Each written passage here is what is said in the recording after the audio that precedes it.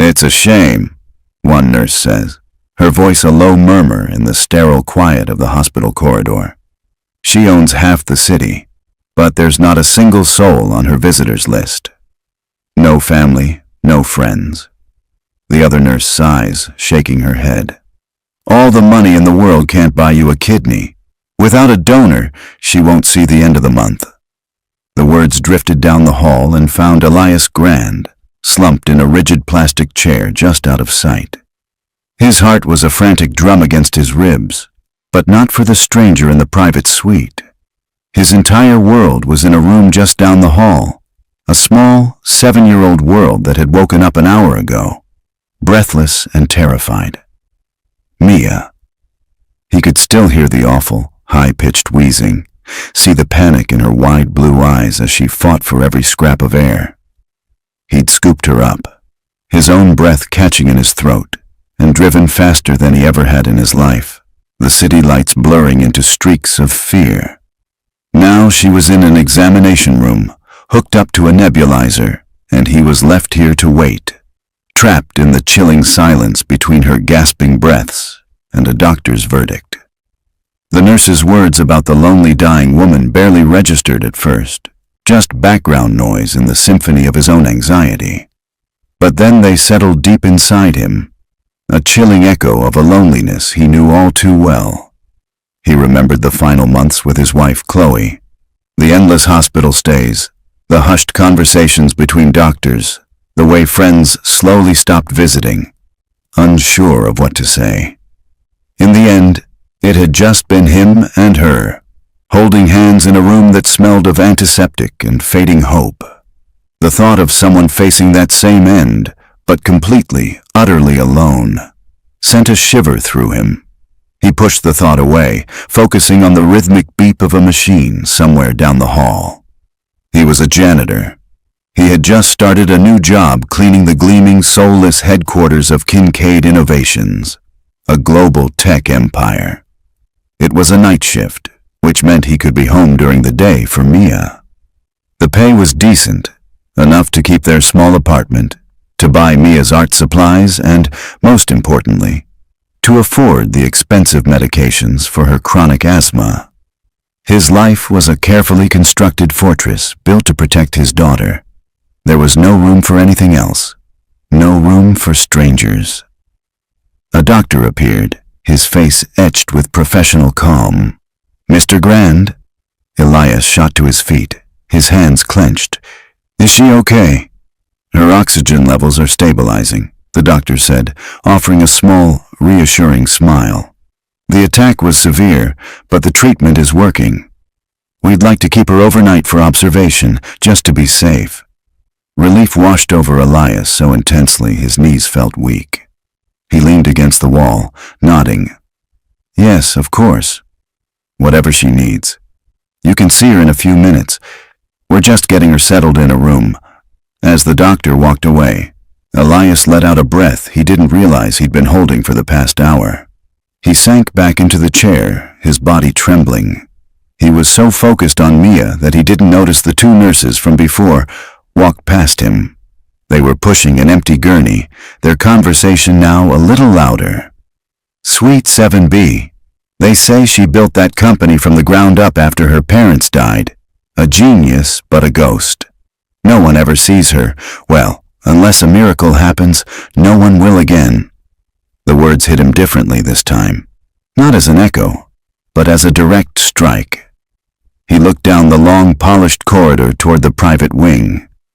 Suite 7B.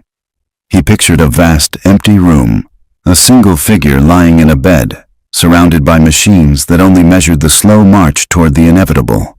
No hand to hold, no one to whisper words of comfort.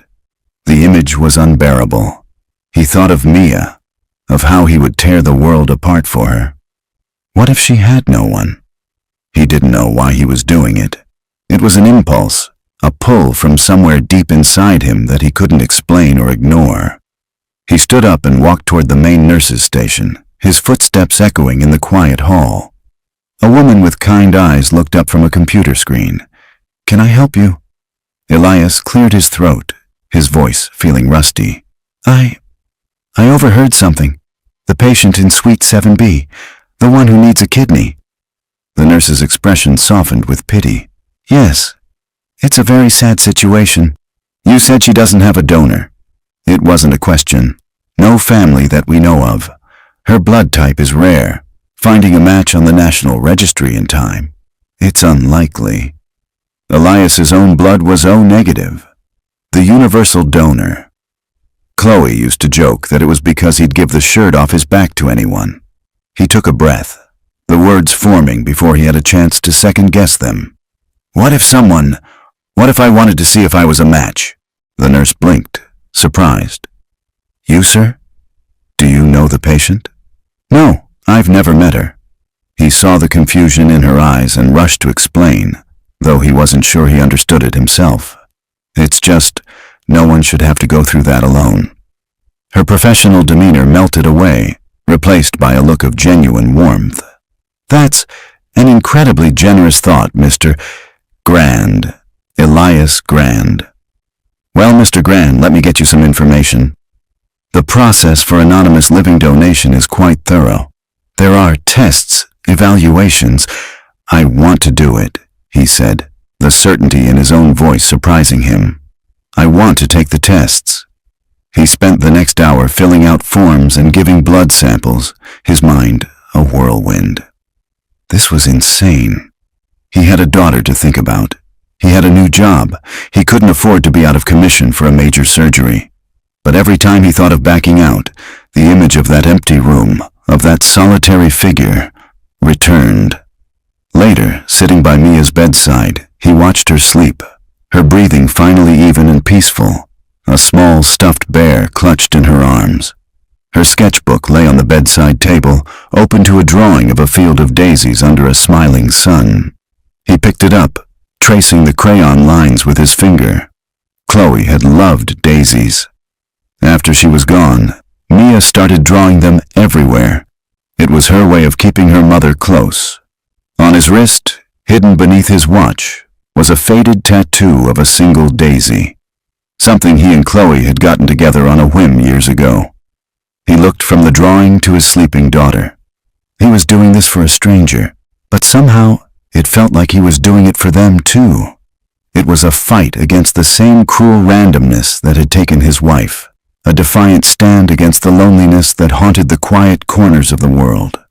He didn't know the name of the woman in Suite 7B, and he didn't want to. She was just a person who needed help, and he was a person who could give it. It was as simple and as complicated as that. The call came 2 days later. Elias was in the small kitchen of their apartment, carefully cutting the crusts off a sandwich for Mia's lunch, when his phone buzzed on the counter. It was an unknown number, but he had a sinking, certain feeling he knew who it was. He wiped his hands on a towel and answered. Mr. Grand? This is Helen from the hospital's transplant coordination office. Her voice was calm and professional. We have the results of your preliminary tests. Elias's knuckles went white as he gripped the counter. He glanced over at Mia, who was sitting at the table, humming to herself as she colored in her daisy sketchbook. And there was a slight pause. You're a match, Mr. Grand. A perfect match, in fact. It's quite rare. The words seemed to suck the air from the room. A perfect match. It was no longer a hypothetical act of kindness. It was real. It was a choice sitting right in front of him, heavy and undeniable. He thought of the risks, the recovery time, the possibility of complications. He was all Mia had. If something happened to him... Mr. Grand, are you still there? He swallowed hard, his gaze fixed on his daughter. She looked up and gave him a bright, gap-toothed smile. That was his answer. I'm here, he said, his voice steadier than he felt. What's the next step? Far above the city, in a corner suite on the 7th floor of that same hospital, Harper Kincaid stared out a panoramic window. The view was breathtaking. A sprawling tapestry of steel and glass that represented her world, her empire. She could see the gleaming spire of the Kincaid Innovations building, a monument to her success. From here, it looked like a toy. She felt like a prisoner, tethered to an IV pole and a dialysis machine that hummed a constant, mocking rhythm of her own failure. Her doctor, a man with a tired face and patient eyes, entered the room holding a tablet. "Good morning, Harper. How are we feeling?" "Like I'm running a multi-billion-dollar company from a bedpan," she clipped, not turning from the window. "Get to the point, David. Are you here to tell me my creatinine levels have reached a new, exciting high?" Dr. Evans sighed. He was used to her sharp, defensive tongue. It was the armor she wore to hide her terror. "Actually, I'm here to tell you we may have some good news." Harper finally turned, her eyebrow arched in disbelief. "Good news? Don't tell me the cafeteria has added a new flavor of gelatin." I might not be able to contain my excitement. "We've found a donor." The sarcasm vanished from her face, replaced by a stark, naked shock. She stared at him, her lips slightly parted. "What did you say?" "A living donor came forward 2 days ago. We ran the tests. The cross-matching results just came in. Harper, it's a perfect match. I've never seen anything like it outside of identical twins." Harper sank back against her pillows, her mind struggling to process the information. A donor. Out of nowhere. It didn't make sense. Her entire life was a series of calculated transactions, of assets and liabilities. A gift of this magnitude, from a stranger, did not compute. It had to be a mistake, or a trap. "Who is it?" she demanded, her voice sharp with suspicion. "What do they want? Money? A job? A seat on the board? Find out what their price is." Dr. Evans shook his head slowly. "That's the thing. They don't want anything. The donation is completely anonymous and altruistic. They don't even know who you are. All they know is that someone in this room needed help." Harper stared at him. Speechless. Anonymous. Altruistic. The words felt foreign, like a language she'd never learned. For the first time in a very long time, she was confronted with a variable she could not control, quantify, or comprehend. And it terrified her more than the illness itself. The surgery was scheduled for the following Tuesday. Elias had to arrange everything with a quiet, methodical precision that belied the frantic state of his own mind. He asked their neighbor, a kind, elderly woman named Mrs. Gable, if she could watch Mia for 2 days. He told her he was having a minor hernia repair, a lie that felt like a stone in his gut. The hardest part was requesting the time off. He stood before his supervisor, a burly man named Sal, in the basement-level facilities office of the Kincaid Innovations building. The irony was a bitter taste in his mouth. He was about to save the life of the woman who owned this entire skyscraper, and he had to stand here, heart pounding, hoping he wouldn't lose his job over it. "I need to request a week off," Elias said, keeping his voice even. "Medical leave." Sal grunted, looking up from a stack of paperwork. "A week?" "You just started, Grand. Everything okay?" "It's a minor procedure. It was pre-scheduled, but the date got moved up. I have a doctor's note." He slid the generic document across the desk, the one Helen from the transplant office had provided. It mentioned a planned surgical procedure, but gave no details. Sal scanned it, his eyes lingering for a moment before he shrugged. "All right, a week. But I need you back on your feet by next Wednesday. No excuses. This place doesn't clean itself." "I'll be here," Elias promised, relief making him feel lightheaded. That night, he tucked Mia into bed, lingering longer than usual. He smoothed her hair back from her forehead, memorizing the curve of her cheek, the soft flutter of her eyelashes against her skin. "Why are you looking at me funny, Daddy?" she murmured, her eyes half closed. He smiled, his throat tight. "I'm just looking at my favorite person in the whole world." "I love you," she whispered, already drifting into sleep. "I love you more," he said, his voice cracking. He leaned down and kissed her forehead, a silent promise to come back to her, whole and safe. He walked out of her room and stood for a long time by the window in their small living room, looking out at the city lights. One of those lights was in a hospital, in Suite 7B. A stranger was waiting, and he, A janitor who polished the floors of her kingdom was about to give her the gift of a sunrise she wasn't supposed to see. The morning of the surgery, the hospital was a world of pale blues and hushed efficiency. In a small standard room, Elias sat on the edge of the bed, a thin gown doing little to ward off the chill. A nurse with a warm smile and steady hands prepped an IV line for his arm. "You're doing a brave thing, Mr. Grand," she said softly, her voice a small anchor in his sea of nerves. "A truly remarkable thing." Elias offered a weak smile, his eyes fixed on the daisy tattoo on his wrist. It was the only part of him that felt familiar in this sterile environment. Just trying to help.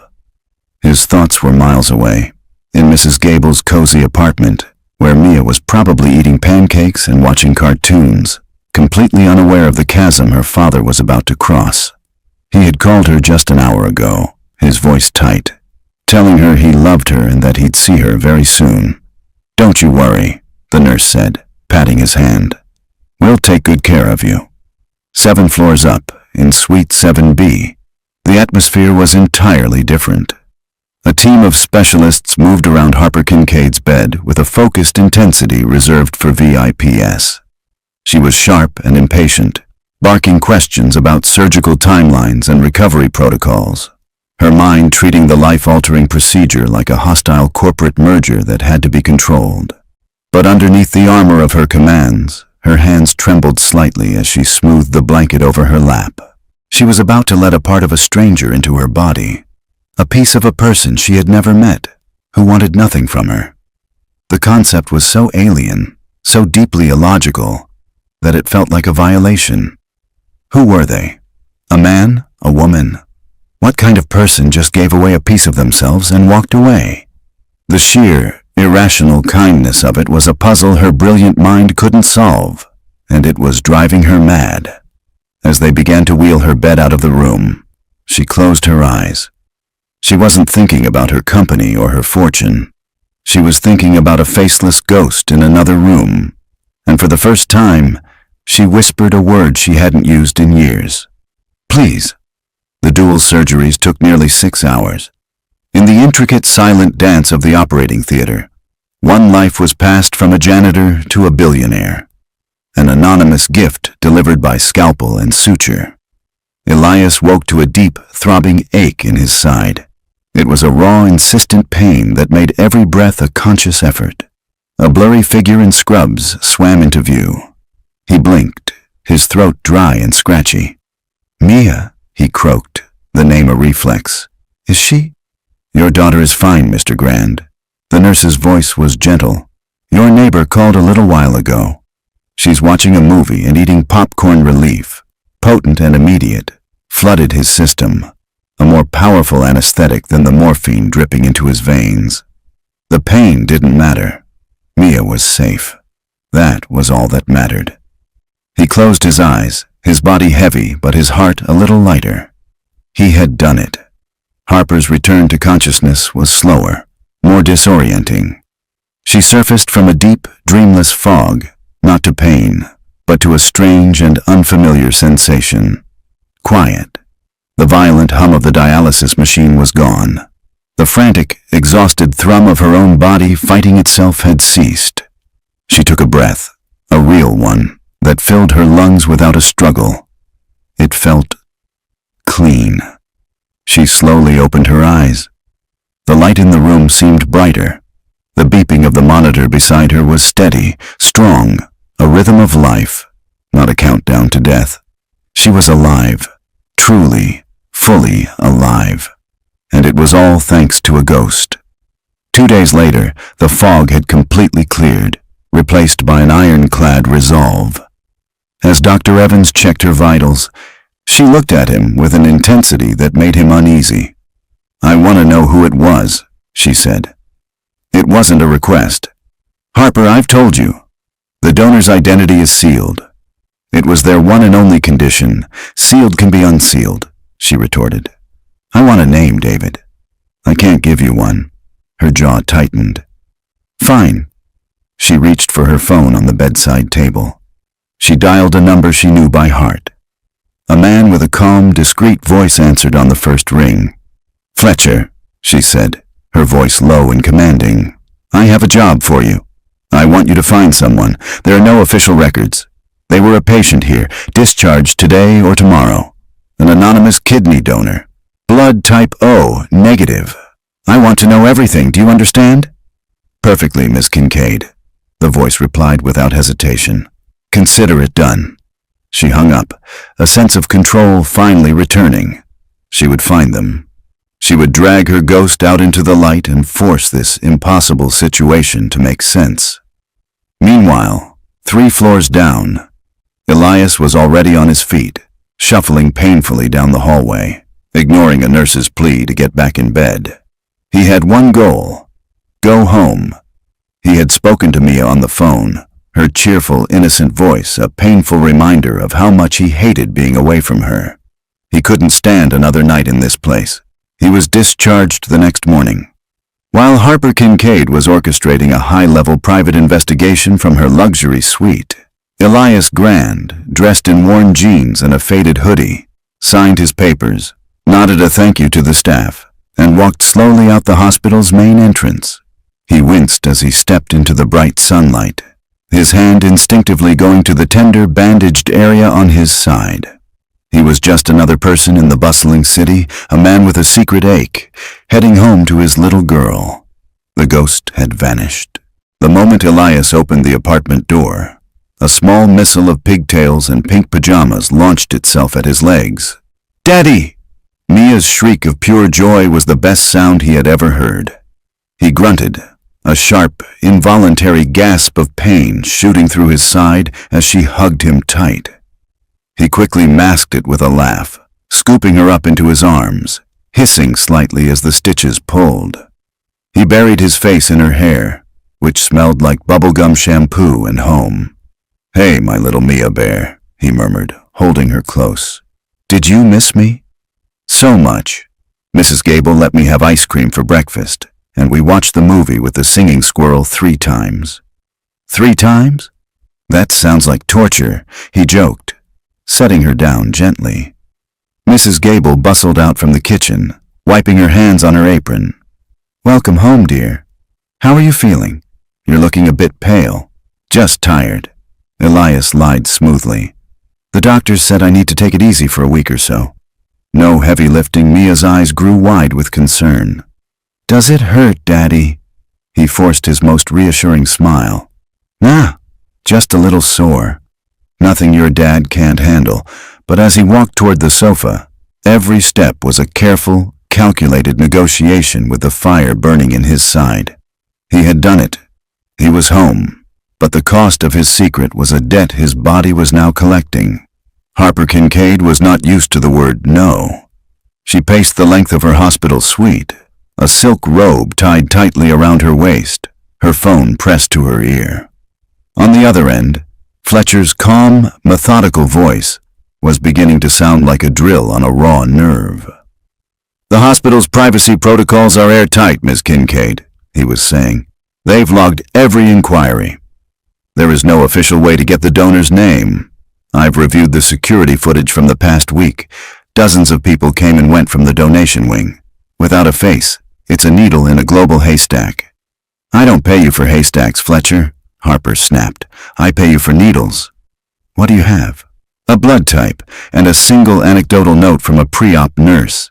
She described the donor as a man, quiet, seemed to be in his 30s. He said he was doing it because no one should have to go through that alone." Harper stopped pacing, the words hitting her with unexpected force. No one should have to go through that alone. It was a simple sentiment, but it hinted at a depth of empathy she couldn't fathom. It wasn't about money or power. It was about humanity. The thought was so foreign, it made her feel dizzy. "Find him, Fletcher," she said, her voice softer now, but no less determined. "I don't care what it takes. Find that man." A week after the surgery, Elias was back in his blue janitor's uniform, the starchy fabric chafing against the still tender incision. Sal had been true to his word. He expected Elias back on the floor. No excuses. The first few hours of his shift were a special kind of hell. Pushing the heavy cart of supplies felt like dragging a boulder. Bending down to empty a trash can sent a jolt of agony up his side. He worked through a haze of pain, his movements slow and deliberate, a grim smile fixed on his face for anyone who passed by. He couldn't afford to look weak. He couldn't afford to lose this job. Mia's face was a constant image in his mind, the only thing that kept him moving. Harper was discharged 2 days after her call with Fletcher. She returned to her penthouse, a sprawling, minimalist space with panoramic views of a city she no longer felt connected to. The silence was deafening. Before, she had thrived in it. Now, it felt like a tomb. She couldn't sleep. She couldn't work. The ghost of her donor haunted every quiet moment. That night, an unfamiliar restlessness propelled her out of her apartment. She had her driver take her to the Kincaid Innovations building. It was nearly midnight, the tower dark save for the emergency lights and the scattered glow from the janitorial staff's lamps. She swiped her access card and walked through the silent, marble lobby, her footsteps echoing in the cavernous space. She didn't know what she was looking for. She just walked. She took the elevator to the 40th floor, the executive level, and stepped out into the long carpeted corridor. The air was still and cool. At the far end of the hall, a single figure was methodically polishing the glass wall of a conference room, his back to her. Elias was so focused on the circular motion of his cloth, on breathing through the persistent ache in his side, that he didn't hear the elevator doors slide open. It was only a flicker of movement in his peripheral vision that made him pause. He glanced at the reflection in the glass. A woman, tall and elegant, was walking slowly down the center of the hallway. He recognized her instantly from the portraits in the lobby. Harper Kincaid, the queen of the castle. His blood ran cold. He quickly turned his back fully, lowering his head and polishing a spot on the glass with renewed, desperate focus. Be invisible. Just be a part of the background. She won't even see you. Harper walked past the conference room, her gaze distant, lost in her own thoughts. She was so consumed by the search for the man who saved her life that she didn't even glance at the janitor working just a few feet away. She gave a slight, almost imperceptible nod, a new, strange habit of acknowledging the few people she passed in her nightly wanderings. It was a gesture of a queen to a nameless subject. Then she was gone, her footsteps fading down the hall. Elias waited until he was sure she had turned a corner before he let out a shaky breath. He leaned his forehead against the cool glass, his heart hammering against his ribs. The woman whose life was now stitched to his, who was hunting for him with all her vast resources, had just passed within 10 feet of him, and she hadn't had a clue. The weeks following his return to work settled into a tense, painful routine for Elias. His body was slowly healing, the sharp, biting pain in his side dulling to a persistent, heavy ache. He learned how to move in ways that wouldn't pull at the stitches, how to lift with his legs, how to pace himself through the long, silent nights. More than the physical pain, though, was the constant, low-grade hum of anxiety. He saw Harper Kincaid 3 more times on her late-night patrols. She never spoke to him again after that first night, but her presence was a phantom that stalked the hallways, a reminder of the secret he carried. He kept his head down, his movements efficient, melting into the shadows whenever she appeared. He was a ghost in her kingdom, and that's exactly how he wanted to stay. Harper's nightly walks became her new ritual. She explored the building floor by floor, a queen rediscovering her own territory. She saw the intricate ecosystem that thrived in the darkness, the IT crews running diagnostics in the server rooms, the security teams monitoring their screens with quiet focus, the janitors moving like a silent, synchronized team, erasing the day's chaos and preparing the building for a new dawn. She had built this empire, but she had never truly seen it. She had only ever seen the view from the top. For the first time, she was seeing the foundation, and she felt a strange, unsettling flicker of respect. Her search for the donor, however, was a source of constant, mounting frustration. Fletcher met her in her stark white office, his expression grim. "It's a complete brick wall, Miss Kincaid," he said, sliding a thin folder onto her desk. It was mostly empty. "I've run background checks on every O-negative male in the city who had a hospital visit in that 2-week window. Nothing. I've interviewed hospital staff off the record. They're loyal, and they're scared of the legal repercussions. We can go public. A press release. A reward." Appeal to the person directly. Harper stared out the window, her back to him.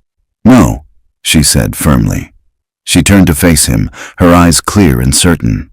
The kind of man who says no one should go through that alone and then walks away doesn't want a press conference, Fletcher. He doesn't want a reward. A man like that doesn't want a stage. He wants silence. Her understanding of the ghost was becoming clearer, even as the person himself remained a mystery. It was the most infuriating puzzle she had ever faced. A few nights later, Elias was working on the 38th floor, cleaning the executive lounge. He was wiping down a long granite countertop when he heard the soft chime of the elevator. His muscles tensed. He glanced up to see Harper step out, her expression thoughtful and distant. She was heading in his direction. There was nowhere for him to go. He gripped his cleaning cloth, his knuckles white, and focused on his work. She stopped at a floor-to-ceiling window not far from where he was working, looking down at the river of headlights flowing through the city below. The silence stretched on for a long, heavy minute. "You keep this floor very clean," she said, her voice startling him. She hadn't turned to look at him. Her gaze was still fixed on the view. Elias swallowed, his throat suddenly dry. "Thank you, Miss Kincaid." "What's your name?" The question hit him like a physical blow. He froze. A name made him reel. A name could be investigated. "Elias, ma'am. Elias Grand." She nodded slowly, still not looking at him. "Elias?" She said the name softly, as if testing its weight. Just as he was about to move away, to escape, his cleaning cart, which he had parked carelessly on a slight incline in the floor, began to roll. He lunged for it, a sharp, white-hot pain lancing through his side. He let out a choked gasp, his hand flying to the spot beneath his uniform. The cart bumped gently against a leather sofa and stopped. In the process, the flimsy latch on the cart's main supply door had popped open. Harper finally turned, her attention drawn by his sudden movement and the soft gasp of pain. Her eyes fell on him, hunched over slightly, his face pale under the fluorescent lights. Then her gaze dropped to the open door of his cart. Taped to the inside, illuminated by the hallway light, was a child's drawing. It was rendered in bright, waxy crayon on a piece of construction paper, carefully laminated with packing tape. It was a picture of a ridiculously cheerful sun smiling down on a field of white daisies. It was the most vibrant, human thing in the entire sterile corporate hallway. Elias saw where she was looking. Mortified, he quickly shut the door, the latch clicking loudly in the silence. "Sorry, ma'am." The wheels stick sometimes. Harper didn't say anything. She just stared at the spot where the drawing had been, her expression unreadable. For the first time, she wasn't looking at a janitor, a uniform, a functionary. She was looking at a man who clearly had a child, a man who winced in pain and carried a piece of his heart taped to the inside of a cleaning cart. He mumbled an apology and pushed his cart away, his heart pounding a terrified rhythm against his ribs. Harper stood by the window for a long time after he was gone. The image of the crayon daisies was burned into her mind. It was a glimpse into a life, a world, so completely removed from her own. It was nothing. A janitor's kid's drawing. It meant nothing. But later that night, as she sat in the silent darkness of her penthouse, her phone vibrated. It was Fletcher. "I'm sorry to call so late," he said, his voice tired. "It's probably nothing, Miss Kincaid. It feels like a dead end. But I finally got a source at the hospital to talk. A nurse from the pre-op wing. And?" Harper said, her voice flat. And she remembered one tiny detail about the donor. He was filling out the final consent forms, and he was nervous. She said he was doodling on the corner of the page while he waited for the doctor. Just a little scribble to keep his hands busy. Harper closed her eyes, a strange sense of dread and anticipation coiling in her stomach. "What did he draw, Fletcher?" "A flower." She said it was a simple, childish-looking drawing. "A daisy." The phone call ended, but Harper didn't move. She sat in the cavernous silence of her penthouse, the city lights glittering below like a galaxy she no longer belonged to. A daisy, a childish doodle on a consent form, a crayon drawing taped to the inside of a janitor's cart. It was a coincidence. It had to be. The world was full of daisies, full of children who drew them and fathers who cherished them. It was a ridiculous, impossible leap of logic. Her ghost, her selfless, extraordinary savior, couldn't be the quiet man who polished the floors. Life wasn't that poetic, that absurd. She ran a multi-billion-dollar corporation built on data, on probabilities, on cold, hard facts.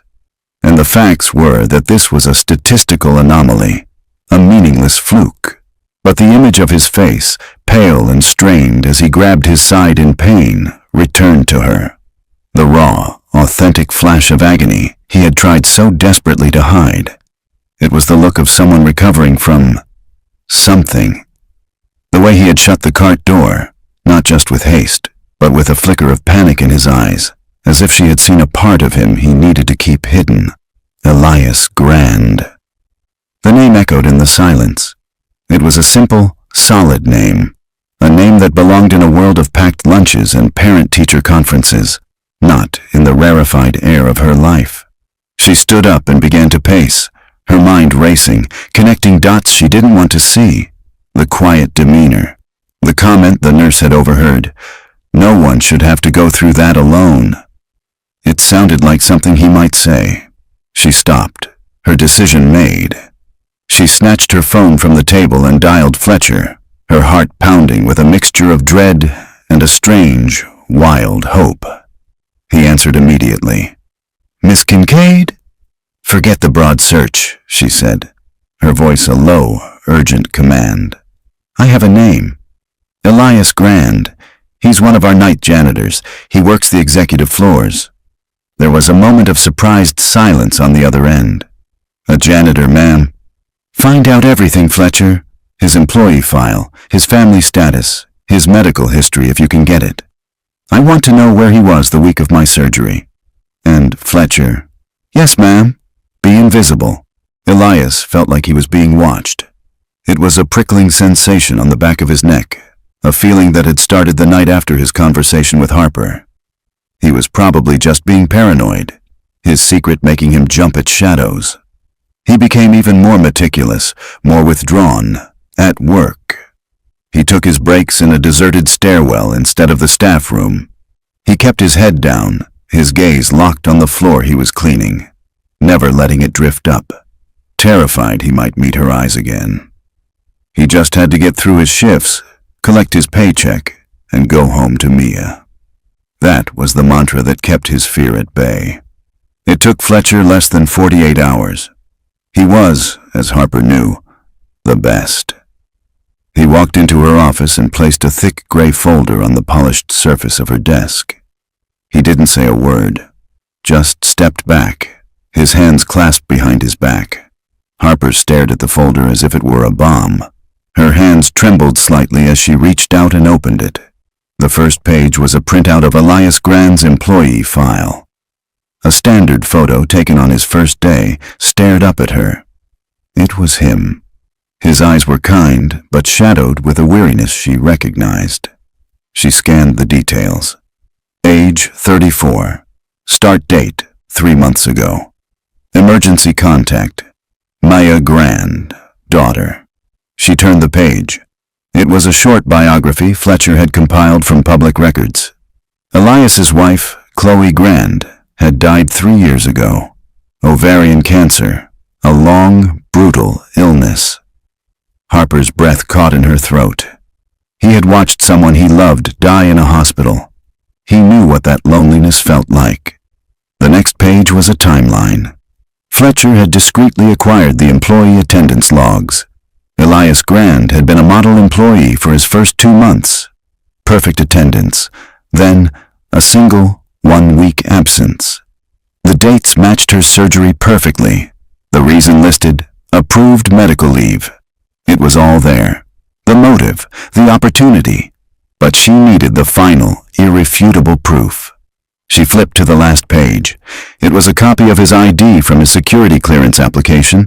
Next to it, Fletcher had typed a single line, an observation from the HR clerk who had processed his paperwork. Distinguishing marks, faded tattoo of a daisy on left wrist. Harper leaned back in her chair, the air leaving her lungs in a rush. The folder slipped from her fingers, its contents spilling across her desk. It was him. The ghost had a name. The ghost had a daughter. The ghost had a story of his own grief, and out of that grief, he had saved her life. He wasn't a phantom or a puzzle to be solved. He was a man. A single father who polished her floors, who ached with a pain he was trying to hide, who had given her a piece of himself for no reason other than simple, staggering kindness. The entire, carefully constructed world of her life, a world of logic and leverage and transactions, shattered into a million pieces. She stared at the picture of the quiet, sad-eyed man who had shown her a kind of humanity she didn't know existed. The mystery was over. But the real, terrifying question was just beginning. What in the world was she supposed to do now? For 2 days, Harper did nothing. The gray folder with Elias Grand's life story sat in the locked top drawer of her desk, a silent, ticking bomb. Her mind, usually a seamless engine of logic and strategy, was at war with itself. The CEO and her drafted plans, a promotion to a high-paying, low-effort job, a trust fund for his daughter, a new house in a better neighborhood. All of it was neat, clean, and transactional. All of it felt profoundly wrong, like trying to pay for the sun with a credit card. It was an insult to the quiet dignity of the man in the photograph. The human part of her, the part that had been dormant for years, was terrified. What could she possibly say to him? "Thank you for saving my life while I was completely unaware you even existed." The words were hollow, absurd. The chasm between their worlds, between the woman who owned the building and the man who cleaned its floors, seemed unbridgeable. On the 3rd night she went on her walk, her purpose clear. She would find him. She would stand in front of him and say something. She found him on the 45th floor, wiping down the windows of an empty office, his reflection moving in sync with his own. She slowed her steps, her heart beginning to hammer against her ribs. He hadn't seen her yet. She opened her mouth to speak his name, but no sound came out. The air was thick with the distance between them. He was a father, a widower, a man grieving. She was a billionaire who had forgotten how to speak to another human being without an agenda. She turned before he could see her and fled back to the elevator, her cheeks burning with a shame she couldn't name. Back in her office, defeated, she pulled the folder from her drawer. She needed a new strategy. Her eyes scanned the pages again, past the details of his wife's death, past the timeline of his employment. She stopped at a medical summary Fletcher had managed to acquire. Mia Grand, age 7. Diagnosis, chronic severe asthma. Multiple hospitalizations for acute respiratory distress. That was it. That was the entry point. Not his grief, not his finances, but his daughter, his reason for everything. A child's health was a universal language, a vulnerability that transcended boardrooms and balance sheets. She couldn't approach him as a grateful billionaire, but maybe she could approach him as a person concerned about a little girl. The following Saturday, Kincaid Innovations was the primary sponsor of a citywide community health and wellness fair in the largest public park. It was a PR event, something Harper usually sent a subordinate to. But this time she informed her team she would be attending herself. The park was teeming with life. Families picnicked on the grass, children shrieked with laughter in a bounce house, and locals milled around the various tents offering free health screenings and fitness demonstrations. Elias was there with Mia. It was his first real day off since the surgery, where he felt strong enough to do something special with her. She was ecstatic, her face painted like a butterfly, a half-eaten cone of cotton candy clutched in her sticky hand. For a few hours, Elias forgot about the ache in his side and the secret in his heart. He was just a dad, watching his daughter be a kid. They were sitting on a bench near the duck pond when it happened. Mia started coughing, a dry, tight little bark that Elias knew all too well. Her laughter turned into a wheeze, her eyes growing wide with the familiar panic. "Okay, sweetie, easy breaths," Elias said, his own heart starting to race. He pulled her onto his lap, reaching into his backpack for her emergency inhaler. Just like we practiced. In and out. Nice and slow, but the wheezing grew louder, more strained. A small crowd of people nearby began to look over with concern. Elias's hands started to shake as he tried to administer the inhaler. "Is your daughter all right?" a calm, low voice asked from beside him. Elias looked up, startled, and his blood ran cold. It was Harper Kincaid. She was dressed down in tailored slacks and a simple blouse, but she was unmistakable. She wasn't looking at him like a CEO. Her eyes, filled with a focus that was both intense and genuinely concerned, were on Mia. She has asthma," Elias stammered, his mind reeling. "It's an attack." "I can see that," Harper said, kneeling down so she was at eye level with Mia. "Hello there. My name is Harper." She didn't try to touch Mia, just kept her voice soft and even. "I know how terrifying asthma can be when you can't catch your breath. Just try to listen to your daddy." Elias stared at her. I know how terrifying asthma can be. How could she possibly know that? As Mia, soothed by the calm new voice, finally managed to take a proper dose from the inhaler, her ragged wheezing began to soften. Harper stood up. "There's a paramedic tent by the main stage. They can give her oxygen if you think she needs it." I think she's going to be okay," Elias said, relief washing over him as Mia's breathing evened out.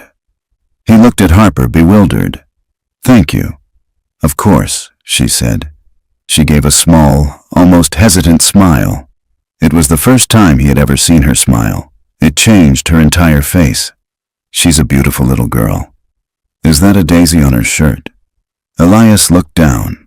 Mia was wearing her favorite t-shirt, the one with a big, cartoonish daisy on the front. He nodded numbly. "It's her favorite flower." "I can see why," Harper said softly, her eyes meeting his for a brief, charged moment. Then, as quickly as she had appeared, she gave a final nod. "I hope she feels better." She turned and walked away, melting back into the crowd. Elias sat on the bench, holding his daughter, his mind a complete blank. Harper Kincaid, the untouchable billionaire, had just knelt in the grass to help his daughter through an asthma attack. Nothing made sense anymore. The encounter in the park left Elias deeply unsettled. He replayed it in his mind a dozen times as he went about his shift that night. The memory a strange, warm spot in the cold, sterile environment of the corporate tower. Harper Kincaid, a woman he had mentally filed away as a remote, untouchable figure of immense power, had knelt on the grass for his daughter. She had spoken with a kindness that felt completely at odds with the ruthless reputation that preceded her. He didn't know what to make of it. It was a glitch in the matrix of his carefully ordered world, a puzzle he couldn't solve. So he did what he always did. He put his head down and focused on his work. For Harper, the encounter was a victory. She had crossed the chasm. She had spoken to him not as a CEO to a janitor, but as one human to another. The memory of Mia's small hand in his, of his gentle, calming voice, solidified her resolve. A check, a promotion, those were insults. What this man deserved was security, respect, and a life free from the constant worry she saw etched around his eyes. But how to give him that without revealing her hand, without making him feel like a charity case? The answer, ironically, was provided by her newest corporate rival. His name was Beckett Rowe, an ambitious executive vice president with cold eyes and a predatory smile. He saw Harper's recent, more hands-on approach and her apparent lack of focus on quarterly projections as a weakness. In a board meeting, he presented a new efficiency and optimization proposal. It was a sleek, data-driven plan to cut departmental budgets across the board, with the largest cuts aimed squarely at non-essential departments like facilities management. It would save the company $7 million a year, Beckett concluded, his gaze sweeping the room. A necessary trim of the fat. Harper looked at the numbers on the screen. She saw past the corporate jargon. Trimming the fat meant laying off dozens of people. People like Elias, the quiet, invisible army that kept her kingdom running. Before her surgery, she might have approved it. But now, all she could see was Elias's face, his worry for his daughter. "The proposal is rejected, Beckett," she said, her voice cutting through the room with an authority that left no room for argument. "We are not balancing our books on the backs of our most loyal employees." The stunned silence that followed was immensely satisfying, but the incident gave her an idea, a legitimate corporate reason to draw Elias into her orbit. The next day, an official memo went out. The CEO would be holding a series of focus groups with employees from various departments to better understand their roles and challenges. The night shift janitorial staff was scheduled for the following evening. Attendance was mandatory. When Elias saw the memo, a familiar dread washed over him. He would be in a room with her again. Not by chance in a park, but in a formal meeting. He spent the entire day on edge. The focus group was held in a gleaming conference room on the 50th floor. Elias and a dozen other janitors sat awkwardly around a massive oak table, looking out of place in their work uniforms. Harper entered, flanked by Beckett Rowe, who looked furious at being forced to attend. Harper was all business, her tone crisp and professional. She asked questions about their equipment, their schedules, the challenges they faced. Then, her eyes landed on Elias. "Mr. Grand," she said, and he felt every other person at the table turn to look at him. "You've been with us for a few months now. From your perspective, what is the one thing we could do to make your job more effective?" Elias felt his throat go dry. He could feel Beckett's dismissive stare. He thought for a moment, not about corporate efficiency, but about the truth. "Better lighting in the service stairwells, ma'am," he said, his voice quiet but clear. "A few of the bulbs have been out for weeks. It's a safety issue. Someone could fall." The answer was so simple, so practical, so completely devoid of corporate fluff that it silenced the room. Beckett scoffed, but Harper just nodded slowly, a thoughtful expression on her face. "Thank you, Elias. That's a very valid point." When the meeting concluded and the other janitors were filing out, buzzing with gossip, Harper's voice cut through the noise. "Elias, could you stay for a moment?" He froze, his heart sinking. The others cast him curious, pitying glances as they left. The heavy door clicked shut, leaving the two of them alone in the vast, silent room, the city light spread out behind her like a diamond net. "Please sit," she said, gesturing to the chair beside her. He did, perching on the edge of the expensive leather. She looked at him, her expression serious. "I wanted you to know that I rejected Mr. Rowe's proposal. Your jobs are safe." Elias blinked, surprised. "Thank you, Miss Kincaid. We appreciate that." "It was the right thing to do," she said. She paused, her gaze softening. "My perspective on things has changed recently, since my illness. You realize what's actually important?"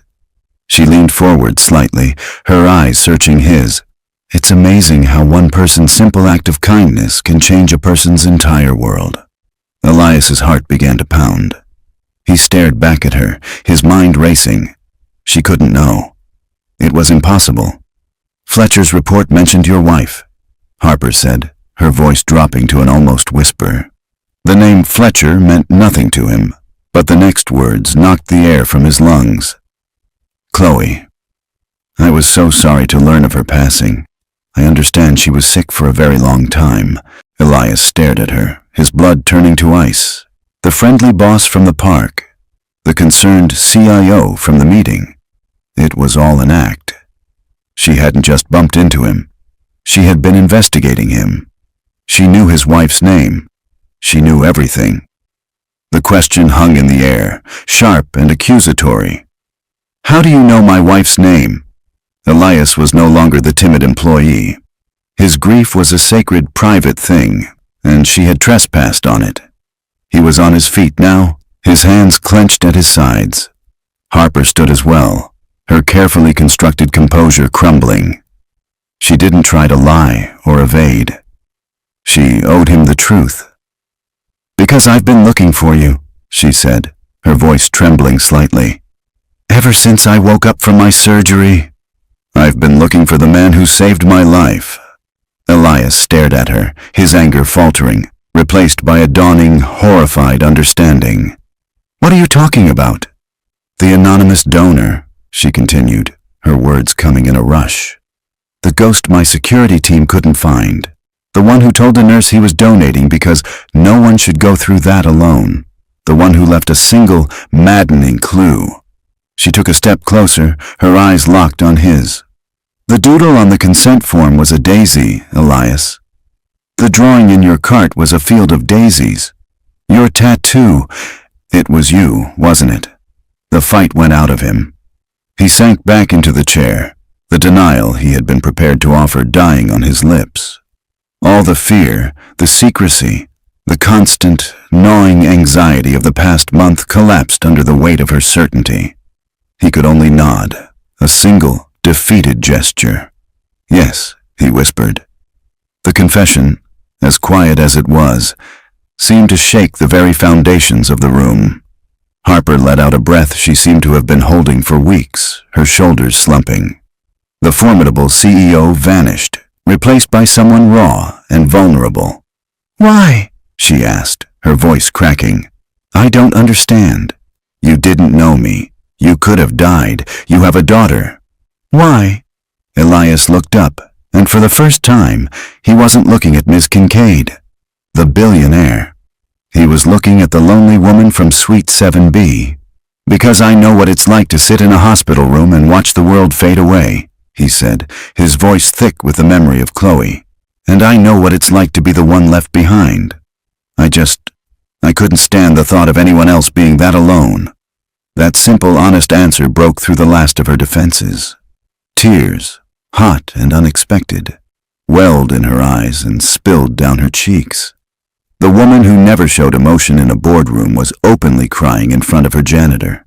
"You saved my life," she wept. The words a torrent of gratitude she had been holding back for weeks. "A stranger. You gave me a piece of yourself, and I didn't even know your name. I don't know how to thank you. I don't know what to do." Elias, stunned by her tears, felt a profound shift in the room. He was no longer the one at a disadvantage. He was the one who held all the power of a gift freely given. "You don't have to do anything," he said softly. "Just live. That's thanks enough." Meanwhile, on another floor, Beckett Rowe was conducting his own, far more malicious investigation. Furious at being publicly overruled, he was convinced Harper's bizarre interest in a janitor was a sign of a deeper instability, an Achilles heel he could exploit. He had his assistant pull Elias Grand's employee file. He scanned the pages, his eyes narrowing.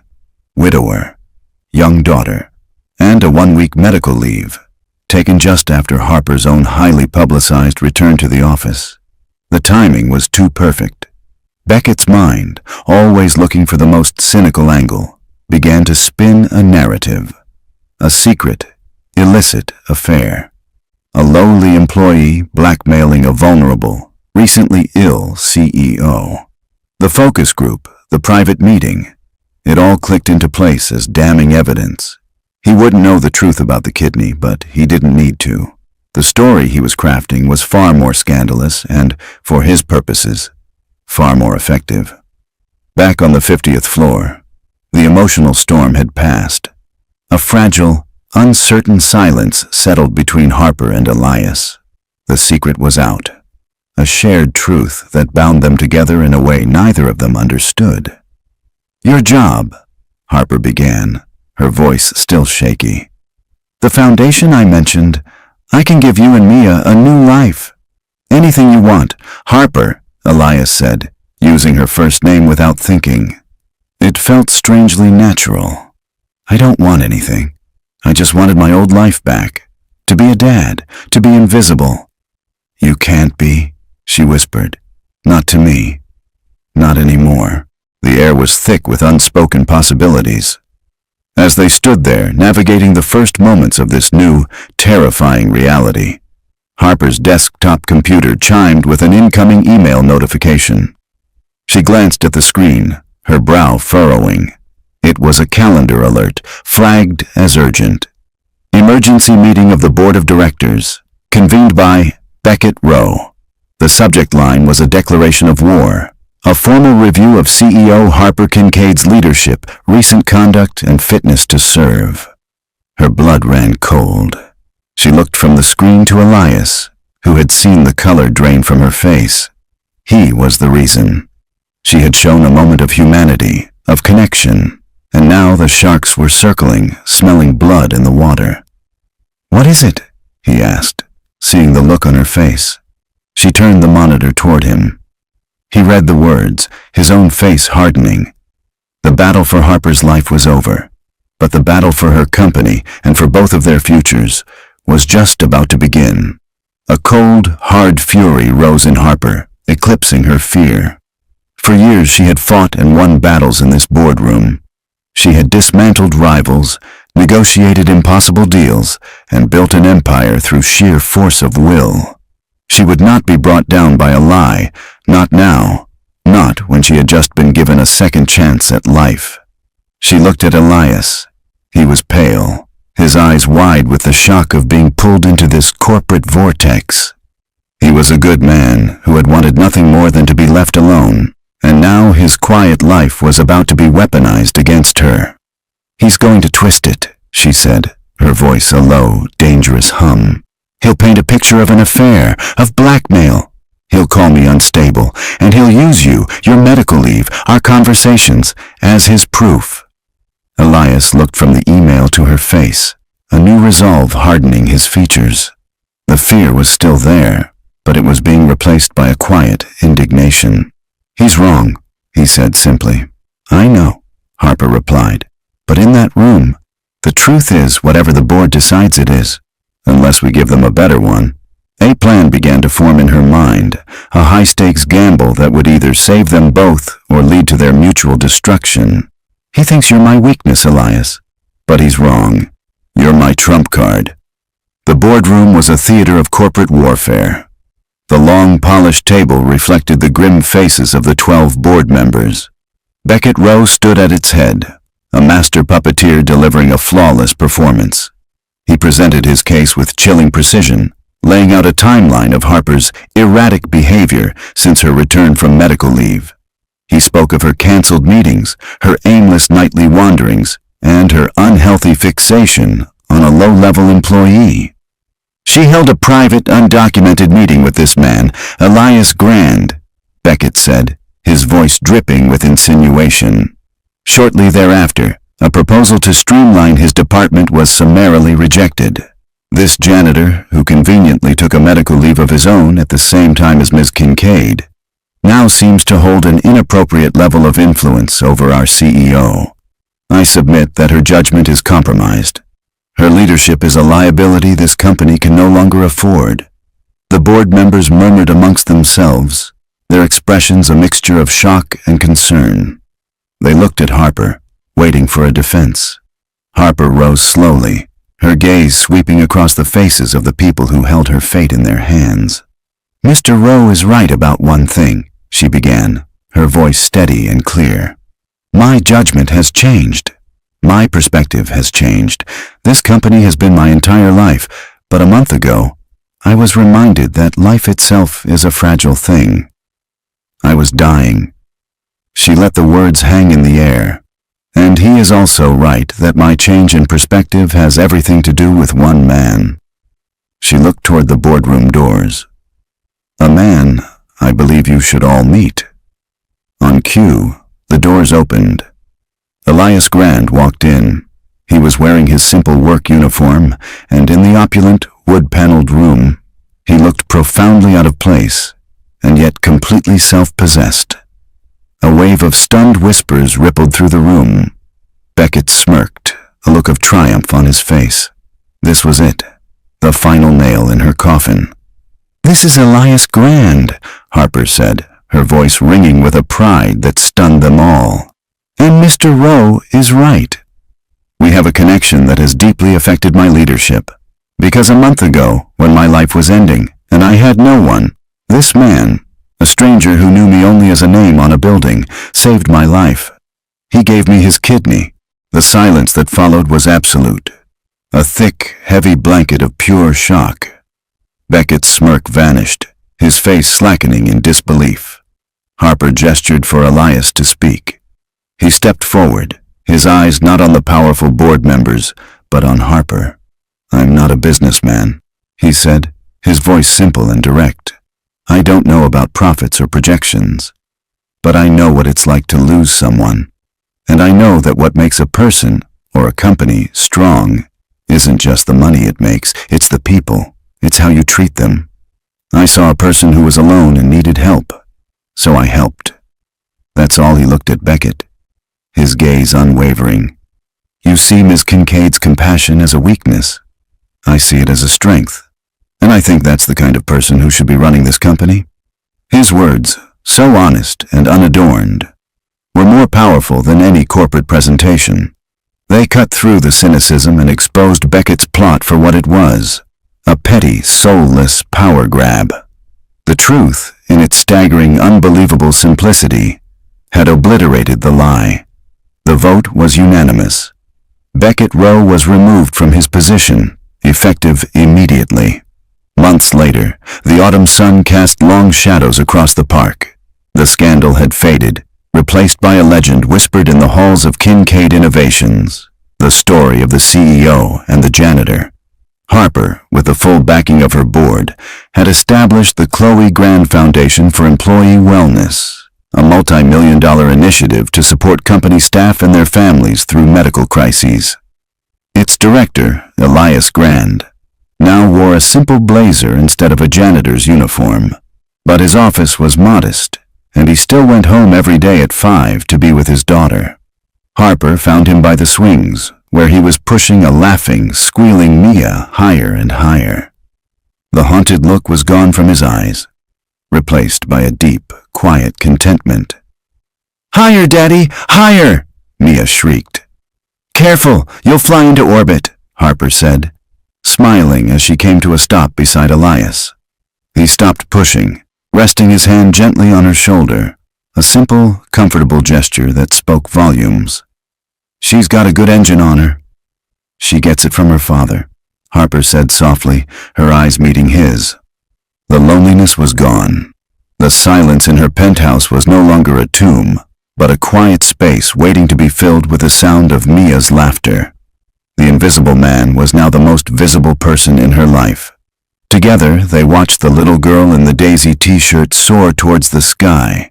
Two people from different worlds, bound by a single, selfless act that had saved them both. They had found something far more valuable than a company or a fortune. They had found a family. Thank you for letting me share that story with you. I'm always curious. After the silence settles, what's the one thought or feeling that's staying with you? There's no right or wrong answer, of course.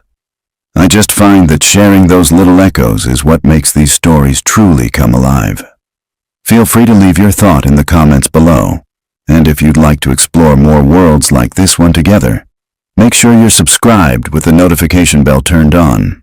There are so many more journeys to take. For now, thank you for your time and your imagination. It means the world. I'll see you in the next chapter.